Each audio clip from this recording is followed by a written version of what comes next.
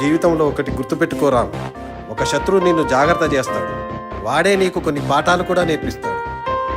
రాముడు అరణ్యవాసం చేయటం వల్లనేరా హనుమంతుడు లాంటి భక్తుడు దొరికాడు, సుగ్రీవుడు లాంటి స్నేహితుడు కలిశాడు, రావణాసురు లాంటి శత్రువు ఎదురయ్యాడు. శ్రీరామచంద్రుడు ఇంటికొచ్చి కైకేయి కాళ్లకు నమస్కారం చేశాడే తప్ప వాళ్ళమ్మకు కాదు. మనందరికి శత్రువు కైకేయి, కానీ శ్రీరామచంద్రునికి ఆమె ఆదర్శప్రాయరాలైంది. శత్రువు ఆ పిల్ల తండ్రి అయితే నేను ఆయన కాళ్లకు నమస్కారం చేస్తాను రా, ఎందుకంటే ఆయన నా కొడుకును ప్రాణాలతో నాకు అప్పగించాడు. ఇది మీరు అనుకున్నట్టు మార్చిలో ఫెయిల్ అయితే సెప్టెంబర్ రాసి పాస్ అవడం కాదు. లవ్ అండ్ లైఫ్ వస్తుంటాయి పోతుంటాయి. అమ్మా, నా లవ్ పోయింది, లైఫ్ పోయింది. నేను ఇలానే తాగుతాను.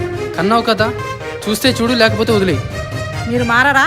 మా ఆయన గాయం మీద మాటల కారం చల్లుతున్నారు. రే నువ్వు పోరా, నువ్వు ఎలా ఉండాలనుకుంటే అలా ఉండు.